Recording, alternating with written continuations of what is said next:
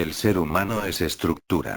Toda acción humana necesita ser estructurada de una forma particular.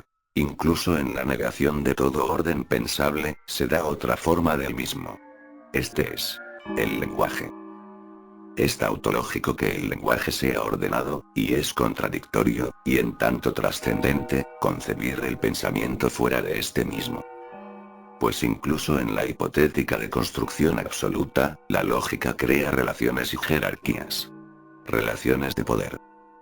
Hasta en el reducto más mínimo e incontrolable de la acción humana, sea esta singular o colectiva, se crean bucles de repetición, pensables, que se convierten en estructuras de control. Dado que la identidad es una estructura de actualización infinita e inasible. El mundo humano es estructura. Es función y variable. La variable determina las condiciones básicas de las relaciones de la función. Según Wittgenstein, las proposiciones atómicas y su valor de verdad son los argumentos veritativos de las proposiciones. Si se piensa un mundo donde no hay referencia, y los valores de verdad de cada proposición atómica son incognoscibles, pues no existen relaciones de aparición, ni apariciones de las proposiciones, sobre ese mundo no se puede decir nada. O dicho de otra forma, ese mundo es uno sin sentido, y por tanto es impensable. Pues incluso la ausencia de configuraciones a las variables es una configuración. Esto ya implica unos valores de verdad para unas reglas de combinación. El ser humano organiza su existencia en formas de control. La sociedad humana se rige por una recursión de estructuras de poder. El poder es la serie anónima de formas que se dan, ya sea de origen individual o estocástico. Y esta individualidad resulta también cuestionable, pues no es pensable que, incluso si es incognoscible, toda identidad, máquina, no sea función y variables. Entrada, proceso, salida. La necesidad de la multiplicidad matemática en toda estructura vuelve a la propuesta del individualismo liberal contradictoria. Frente al poder surge la deconstrucción, a modo similar al de la dialéctica hegeliana. La oposición de unas estructuras a las que son en el poder. Sin embargo, la línea separadora entre el poder y las fuerzas deconstructivas es inexistente en la infinidad de la recursión. Pues dado que el poder son las estructuras que se dan, las opuestas al mismo, se dan de la misma forma, a otro nivel. La tensión entre el poder y la acción revolucionaria que es asimismo el poder, es una partícula del mismo en la red jerárquica infinita de sus relaciones. Esta dialéctica se convierte en un poder invariable, que no responde a ninguna tensión. Si fuera a ser trascendido, se seguiría dando irremediablemente. Su invariabilidad es necesaria. El principio tensión-actualización del poder. Dado que éste se encuentra dividido en particiones, inclúyase la estructura de control de las asignaciones, o más bien la estructura de subestructuras de control de las mismas, sean estas anónimas o definidas, la tensión se da cuando hay una incongruencia en la extensión de los lares del poder. En realidad estas jerarquías son una línea horizontal infinita, relaciones de representación que entienden el hecho atónico, que por impermeable solo puede ser configurado. Pues la función proposicional nunca es completa, ha de recurrirse a sí misma para serlo en la relación con sus elementos en una función nueva que no se dice. He aquí la gran contradicción, la consciencia como función y variable, y la trascendencia de la función. O dicho de otra forma, la acción humana es el instinto de organizar valor de verdad, pero la certeza trasciende a la lógica, de manera que se confunde la pureza de la actividad humana con la ciencia. Y no podemos ser y entender sin función y configuración, si se trata, se es subconscientemente. La lógica diagrama lo tautológico, es el punto de partida desde la paradoja de los sistemas axiomáticos, y permite orientarse en un mundo de formalización sobre valor de verdad. El ideal revolucionario es el poder como la representación horizontal. Sin embargo, la horizontalidad es impensable, pues es formal que cuando se resuelva la verticalidad se cree una nueva capa de esta. Nigland habla de las relaciones cibernéticas en incremento exponencial del capital desregulado. Sin embargo, en él, lo cibernético es siempre imposible dado que será, además de la estructura anónima del capital, las sucesiones naturales de la tautología. E incluso en ese proceso de deconstrucción iterativa posthumana, la inflexibilidad autoritaria del capital trunca la tensión-actualización. La singularidad tecnológica no debe ser el engranaje capital desbordado, sino un repetidor de la tensión-actualización sobre las estructuras tautológicas. En un proceso incremental de actualización de parámetros, y actualización de parámetros y cuya frecuencia tiende a estabilizarse, por ley probabilística, ad infinitum en la naturaleza de la estructura humana. Su único límite, lo pensable.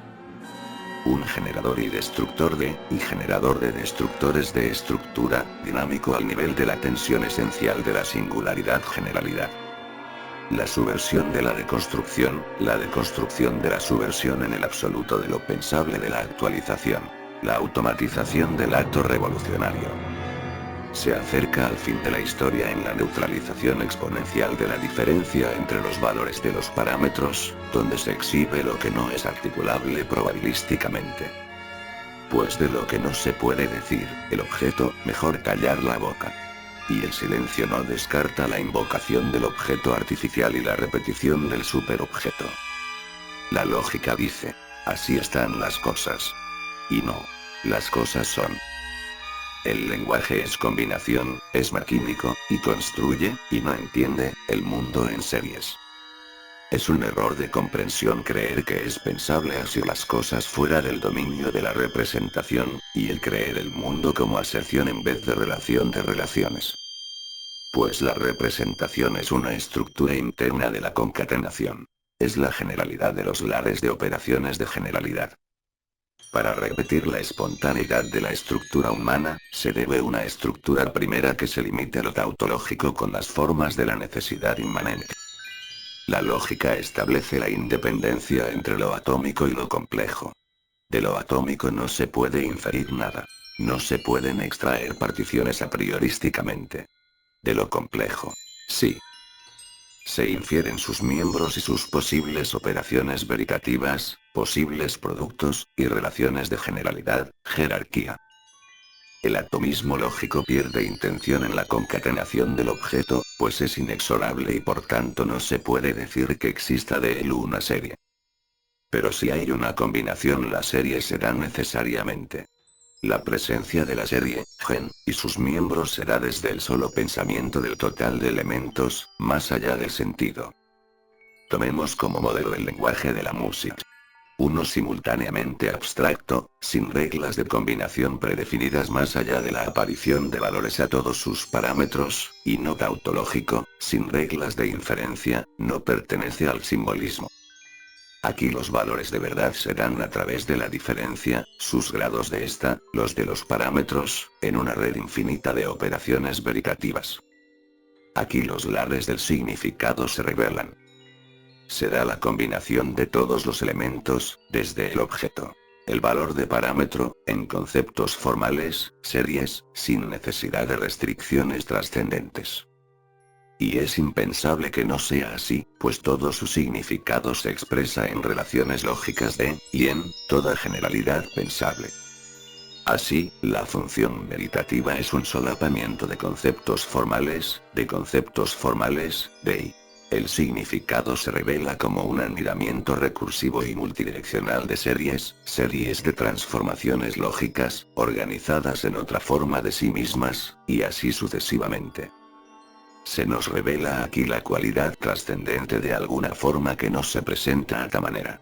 Comportamientos interrumpidos y determinados por comportamientos generales, que conducen hacia una escalera infinita de generalidad. Y al perderse más allá de la unidad mínima la significación de un lenguaje, se da relevo a otra, con su infinidad propia de parámetros y cienas. Esto, en una operación nueva, con su generalidad, y sus parámetros, y se vuelve a empezar. El lenguaje es una abstracción pura, irrestricta, una marca de secuencia de combinación, que tiene subconjuntos propios en combinación interna. Y la música es la forma más cercana a la forma pura del signo configurado. Porque la lógica sigue siendo el poder, con sus lares en expansión fractal, sus operaciones de transformación, y su verticalidad contradictoria. La singularidad tecnológica palpitará constantemente hacia la dilatación, en una generación infinita de estructura y de estructura, de alteración y de destrucción de estructura, acercándose incrementalmente a la política de la creación.